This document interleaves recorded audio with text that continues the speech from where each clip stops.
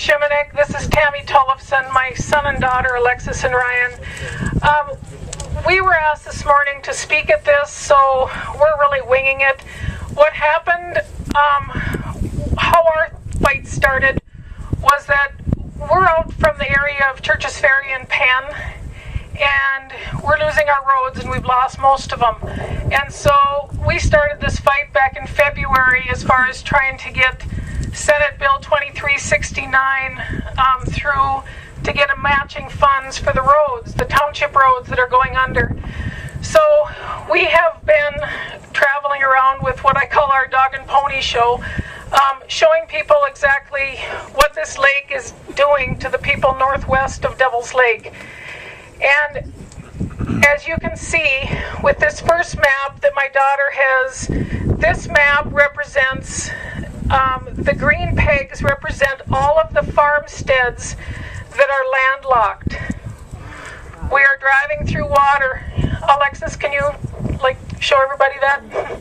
We are driving through water to get to our homes. Some of us are in waders trying to get to our homes. Some of us are, and Tammy will tell you that story, some of us are going through some pretty hardships to get in and out of their homes.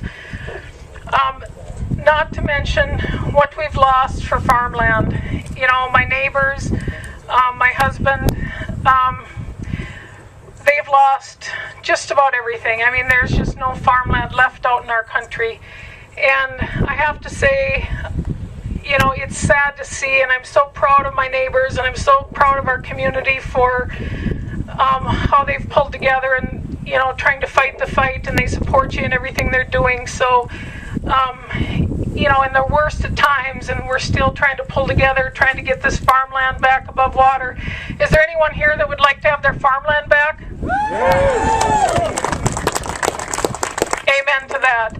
I mean, what it's doing to our community doesn't realize that we're sitting on a false sense of economy, because we have construction workers in town that are keeping our businesses alive. And once they're gone, once all their machinery is gone, and all we have left is our farmers, and we won't have any farmers left because of what we're doing on this lake. So our town is actually experiencing a false sense of security right now. The other map represents, you know, when they say they want to armor this Coulee at 1458 with a control structure, this map that my son has, and I don't know, turn it, Ryan, so everybody can see it. It's like a kite. Anyway, this map represents what it's going to do to us up north, because if it's sitting at 1458, we're at least anywhere from 2 to 4 feet higher up north. And so when Dan was talking about the Candu being lakefront property, that's true. Candu will be lakefront property, and all of us west of town won't exist. So we need this Tolna Coulee moving. We need this water moving now. Last year when we had the flood summit, I believe we were told we'd have water moving. We told them last year we didn't have a year, and now they're trying to make us do 2 years. We don't have that kind of time. We just don't. So I'm going to let Tammy speak a little bit, but if you guys have any questions or you just want some more information, you can come over to the tables where my pickup is, and we'll be over there. But here's Tammy.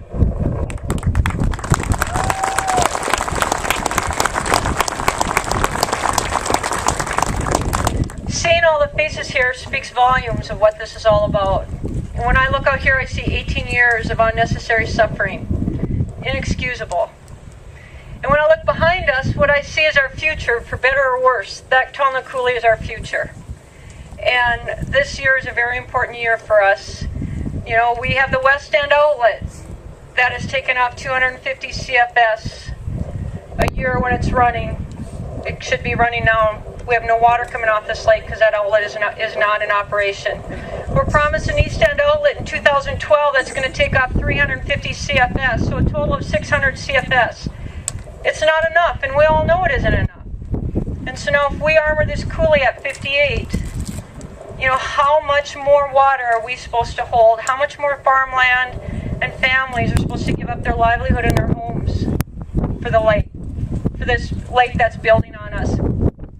We need water running out of this Coulee, not uncontrolled, but we need water running out of this Coulee. And, you know, as all of you, I'm sure, have discussed around your tables, $400,000 a month to run these two outlets when they're operational, when we could have gravity is free. The sign says it all. Gravity is free coming down the Coulee.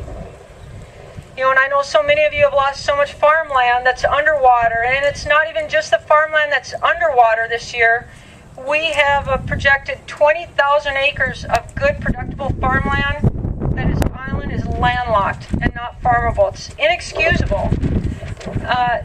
Armoring the Coulee takes away the life, liberty, and property of the people of the basin. We need to stand together and stick together and not have today be the only day that we come together in this fight for this cause. It's very important that we try to keep the communication lines open to get more water off this lake. You know, another thing that I just want to bring up to everybody here that, you know, maybe some of you are experiencing or don't, probably not in that situation, but when you get into the rural areas, we have rural cemeteries. And just out in our area, in our townships, we have 5 cemeteries that are landlocked and 1 that's underwater. And with Memorial Weekend coming up, we have World War I and World War II veterans and Korean veterans, and we have Vietnam vets there, and there will be no flowers and no visitors at those cemeteries this year. We have elderly people that have lost their retirement, that didn't stick money in the stock market, lived through some really tough times, and when they got a little bit of money, they invested it into land because that was their retirement, with the hopes that when they passed away, that land was going on to their children.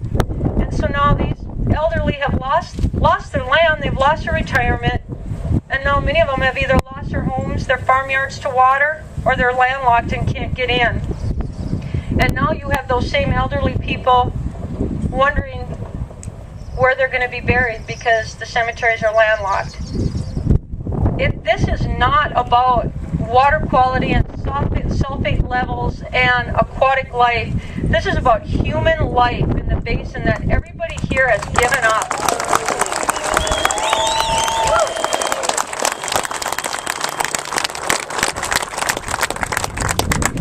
I know we have people here from downstream, and we're very glad you're here.